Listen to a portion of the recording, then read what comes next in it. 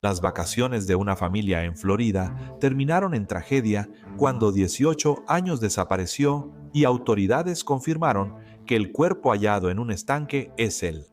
Con preguntas aún sin respuesta sobre sus últimas horas, voy a hablar con un forense sobre el proceso forense, lo que significa la identificación, lo que aún necesitamos saber y lo que podría estar sucediendo detrás de escena. Bienvenidos a Sidebar de Law and Crime. Soy Jesse Weber.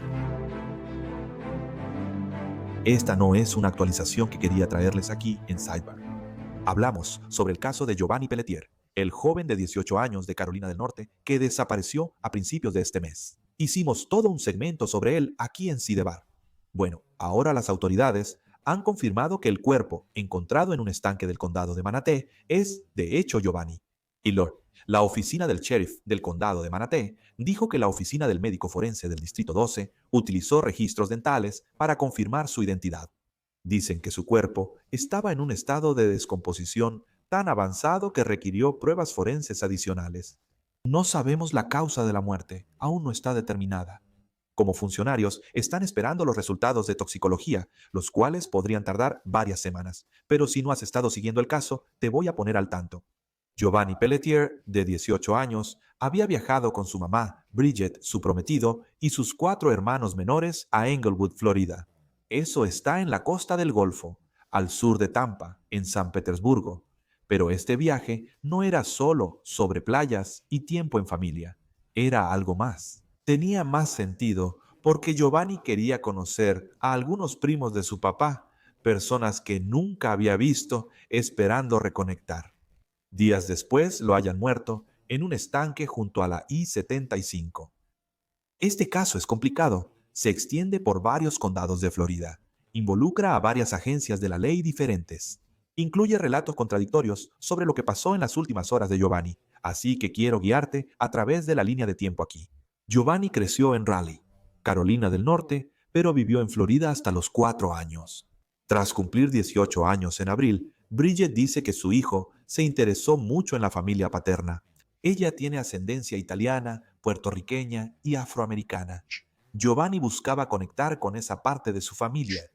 Antes del viaje, se unió a un chat con 3 primos paternos. Y luego llegas al 1 de agosto, alrededor de la 1:30 de la madrugada. Los primos lo recogieron en Englewood y, según informes, iban a Mims al otro lado del estado. Está a varias horas de distancia. Ahora, ¿por qué los primos, que aparentemente nunca habían conocido a Giovanni antes, lo recogieron tan tarde en la noche? Eso todavía no tenemos una respuesta al momento de esta grabación. Y por cierto, las edades de los primos tampoco se han hecho públicas, así que solo ten en cuenta ese punto. Pero no mucho después de salir, Giovanni envió mensajes inquietantes a su familia. Uno solo le decía a su mamá: «Mamá, ayúdame». Ahora, Bridget estaba dormida en ese momento. No lo vio hasta la mañana. Al parecer, también envió mensajes similares a su abuelo, a su tía. Y para cuando Bridget revisó su teléfono, ya había perdido una llamada de FaceTime de Giovanni. Había un mensaje de voz de su abuelo paterno diciendo que hubo un altercado y que los primos lo dejaron en la carretera en Bradenton. Está a unas 50 millas de donde vacacionaba la familia. Esa es la acusación. Ahora, al parecer, Bridget intentó rastrear la ubicación de Giovanni usando el sistema de posicionamiento global de su teléfono. Encontró su mochila, encontró su teléfono adentro, y esto fue cerca de la carretera estatal 70 y la I-75. Pero aquí está el asunto. Después le dijo a la revista People: «Mi hijo come, duerme, se baña y respira con su teléfono». Aseguró que nunca lo dejaría, pero ¿por qué Giovanni quedó fuera del auto? Según Bridget, un primo dijo que después de recoger a Giovanni, fumaron marihuana con él. Es una acusación. El primo dijo que Giovanni se puso paranoico, lo insultó, lo amenazó con un cuchillo y huyó. De nuevo, esto es una acusación. Pero te diré que ese relato es ligeramente diferente al comunicado público de la oficina del sheriff del condado de Charlotte. Y ese comunicado decía que Giovanni, cito, comenzó a actuar de manera errática antes de salir del vehículo y alejarse cerca de la carretera estatal 70. Noticias ABC ha informado que esta información probablemente provino de los primos, pero los esfuerzos de búsqueda comenzaron de inmediato en varios condados. La familia de Giovanni ofreció $10,000 de recompensa por información para localizarlo o detener a quien le hizo daño. Esa recompensa, por cierto, supuestamente después se incrementó a $25,000. Según Bridget y otros familiares en redes sociales, los familiares paternos de Giovanni no participaron en las búsquedas.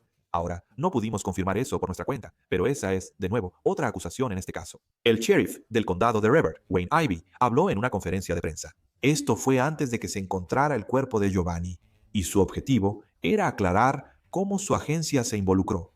Y dijo que las búsquedas en el condado de Brevard se organizaron debido a información errónea sobre el auto involucrado, y que no había pruebas creíbles de que Giovanni hubiera estado alguna vez en Brevard.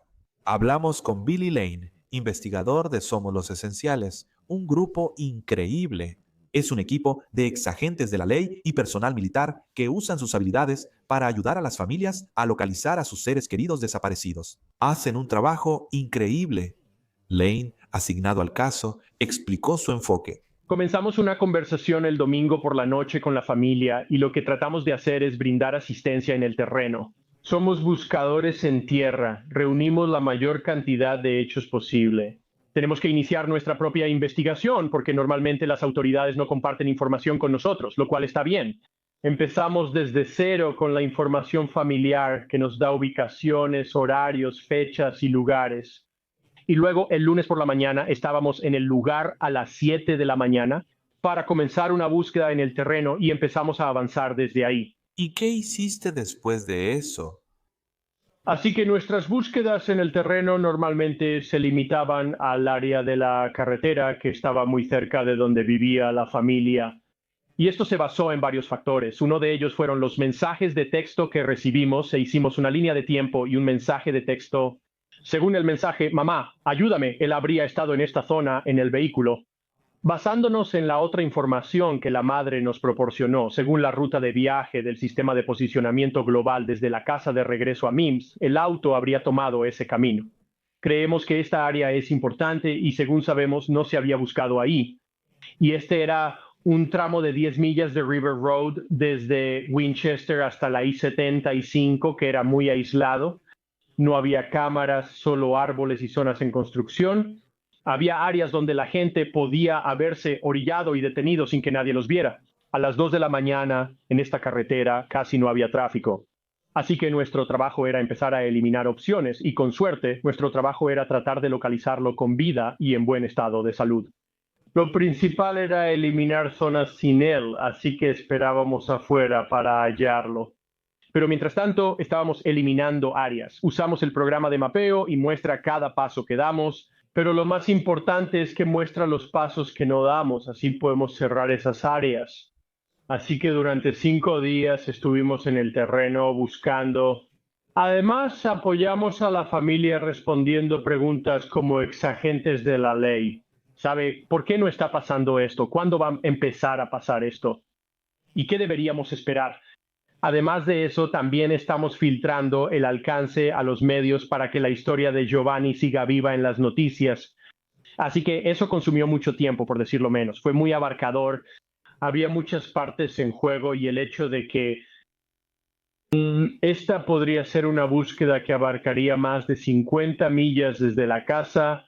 Así que tuvimos que organizar y estructurar nuestra búsqueda basándonos en los hechos que nos estaban dando en ese momento. El fin de semana pasado, las autoridades identificaron preliminarmente los restos de Giovanni hallados en un estanque de retención cerca de donde se le vio por última vez. La oficina del sheriff del condado de Manatee informó que el cuerpo estaba tan descompuesto que se requerían pruebas adicionales para identificarlo. Ahora sabemos, gracias a los registros dentales, que estos son los restos de Giovanni Pelletier. Bridget creó una campaña en GoFundMe para la búsqueda, pero tras la muerte de Giovanni, la actualizó para reunir fondos funerarios, médicos y legales. Han recaudado más de $32,000. La petición en change.org pide que el FBI intervenga por la naturaleza de varios condados, posibles vínculos con pandillas y aspectos interestatales. Advierte que sin apoyo federal se puede perder evidencia clave y los responsables quedar impunes. Quiero perspectiva y por eso hablo con la doctora Naida Rutherford de la Oficina del Forense del Condado de Richland. Gracias por acompañarnos. Aprecio su tiempo. Estoy confundido sobre los registros dentales. ¿Puede explicarnos cómo se utilizan exactamente los registros dentales para confirmar la identidad de un cuerpo, especialmente cuando se trata de un caso de descomposición avanzada como el de Giovanni?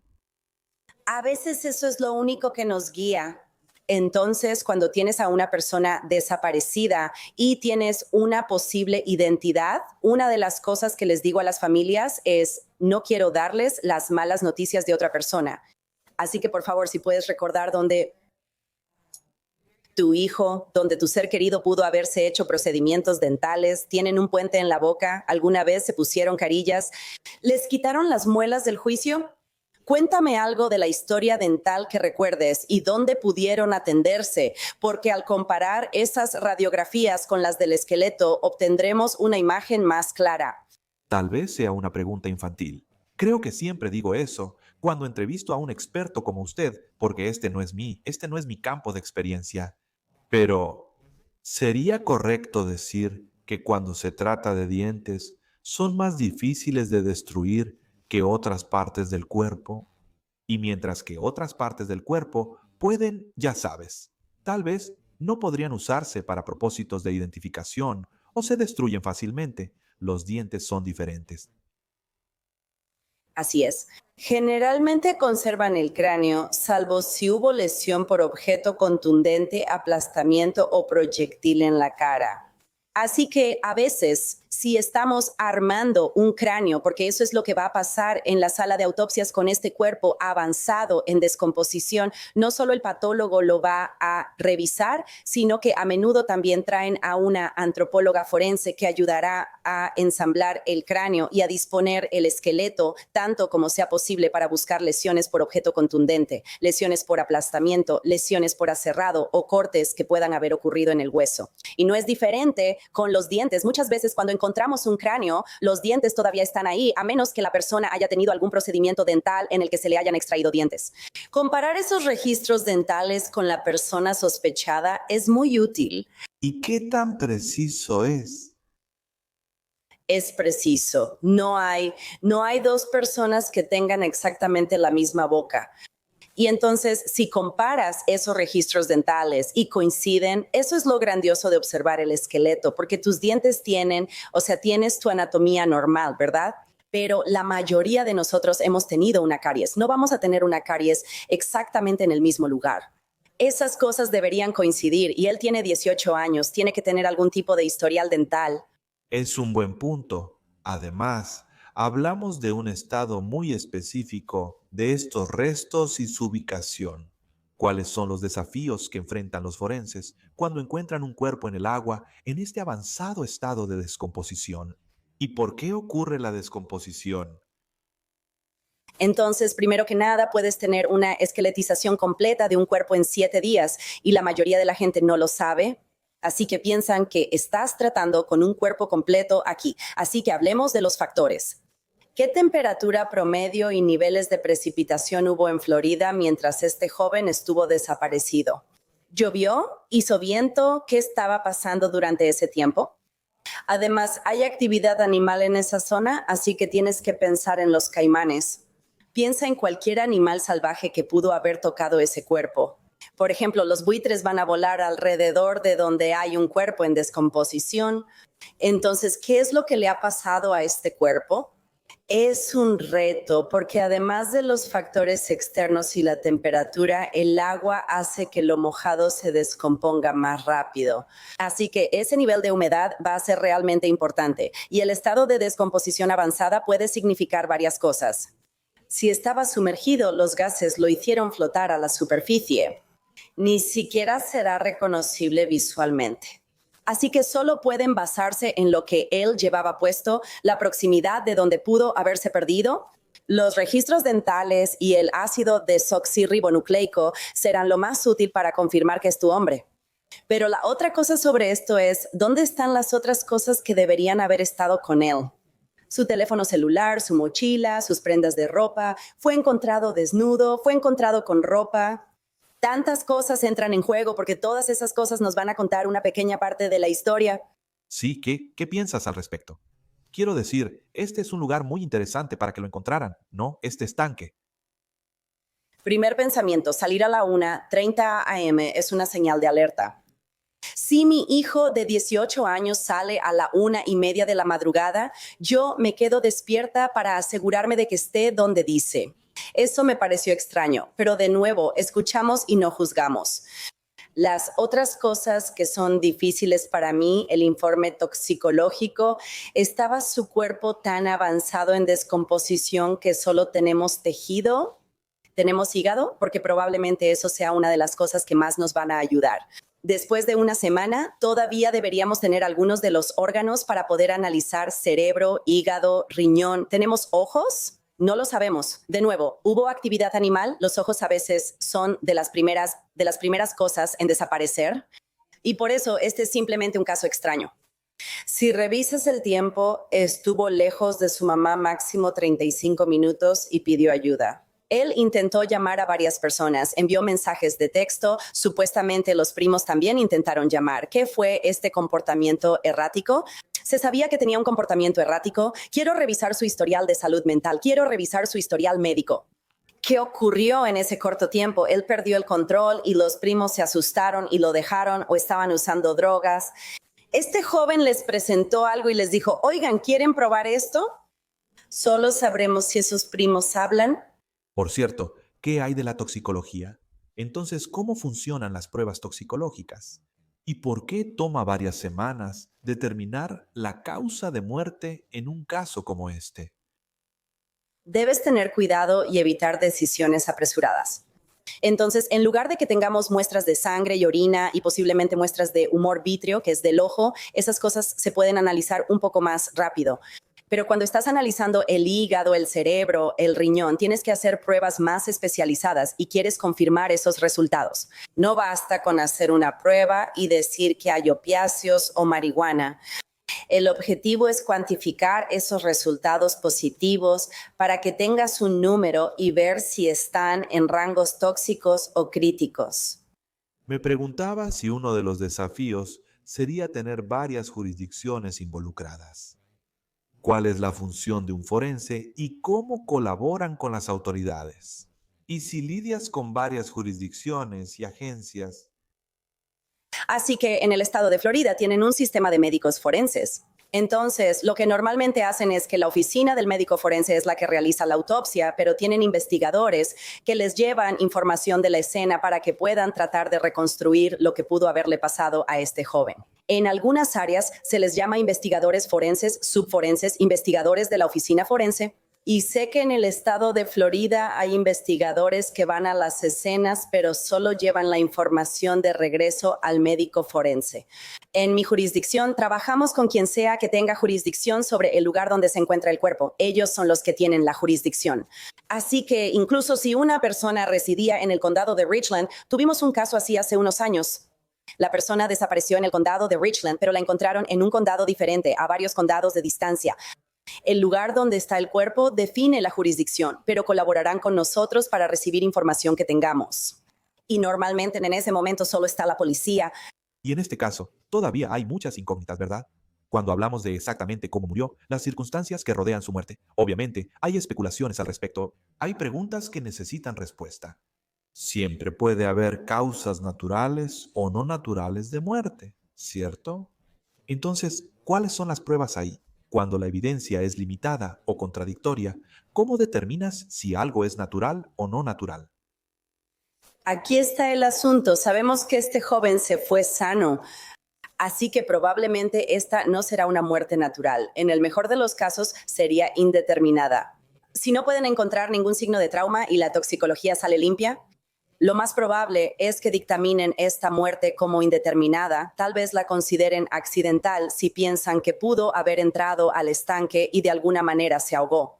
Pero estoy especulando que puede haber una causa de muerte indeterminada si no sale nada positivo en esa toxicología. Si no observan trauma, lesiones por objeto contundente, aplastamiento o signos de estrangulamiento.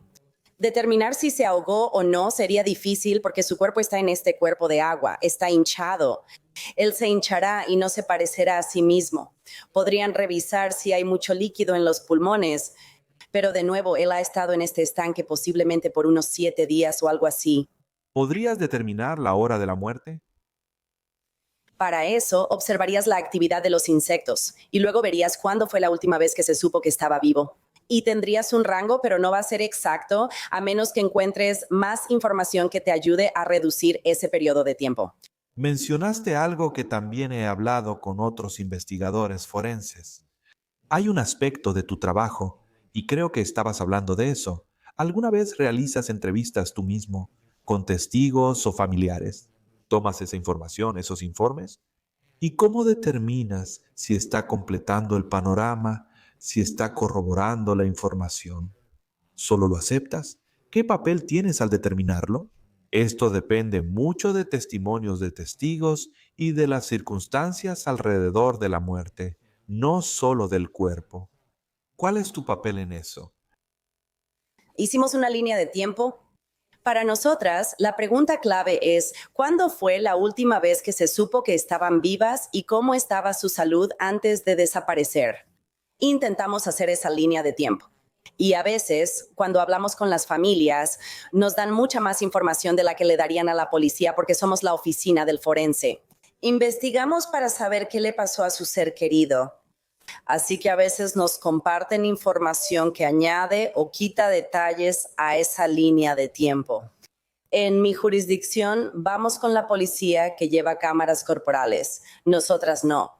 Y entonces encienden esa cámara corporal. Nos están hablando, nos están dando información. A cualquiera en esa escena la aislaremos y separaremos e intentaremos obtener la historia completa de todos los posibles. Y luego las autoridades van a tomar la información que les damos y la información que ellos recopilan y la van a juntar. Y normalmente hacemos lo que se llama una revisión de fatalidad para poder comparar la información y ver si hay lagunas en las historias, cualquier inconsistencia que puedan tomar y seguir por un camino diferente. A veces las personas le dicen cosas a la oficina del forense que nunca le dirían a la policía y podemos compartir esa información. Doctora Naida Rutherford, aprendo mucho cuando viene. Gracias por tomarse el tiempo para hablar. Es un caso desgarrador. Lo seguiremos de cerca y queremos saber qué pasó con Giovanni. Gracias por explicarlo claramente. Siempre lo aprecio. Muchas gracias. Eso es todo por ahora en Sidebar. Gracias por acompañarnos. Suscríbanse en YouTube, Apple Podcasts, Spotify o donde escuchen podcasts. Soy Jesse Weber. Les hablo después.